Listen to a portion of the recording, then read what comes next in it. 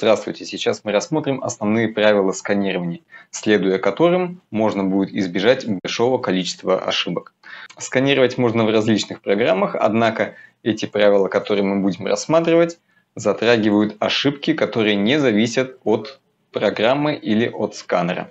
Первое, что мы должны помнить, это то, что изображение оригинала страницы должно быть максимально похоже с цифровой копией. Например, здесь мы видим, что несмотря на то, что страницы желтоватые в оригинале, в скан-копии они полностью белые. И это ошибка. Следует понимать, что практически не бывает чисто белых страниц. Это говорит о том, что если страница имеет желтоватый оттенок в оригинале, то и в скан-копии изображение должно иметь такой же оттенок. Для этого должны быть правильно выставлены настройки сканера. Второе.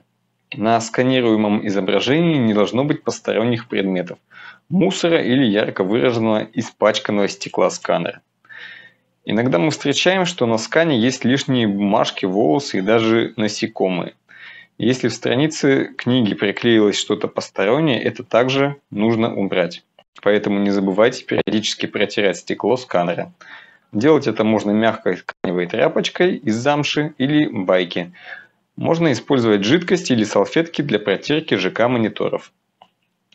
Третье. Очень часто нам присылают изображения с неплотно прижатыми страницами к стеклу сканера.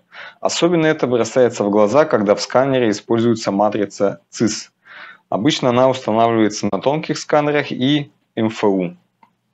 Поэтому очень важно прижимать страницы плотно и равномерно к сканеру. К примеру, если прижать сильно, но только в одном месте, бумага может вздыбиться и в каких-то местах будет отходить от стекла.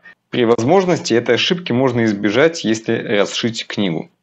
Отсюда можно сделать вывод. Если вы сканируете разворот книги, то обязательно плотно прижимайте корешок книги к стеклу, так как именно там образуется нечеткое изображение. Четвертое. Бывает, что во время сканирования дергается рука или случайно смещается сканируемая книга. Тогда на скане появляется смещение изображения.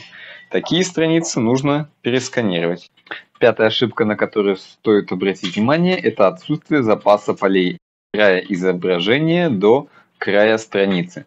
Это расстояние должно равняться от 5 до 50 мм. Еще один момент. Если на странице книги присутствуют загибы страницы, их нужно расправлять. Типичная ошибка, когда на фоне сканируемого издания находится другая книга или распечатка.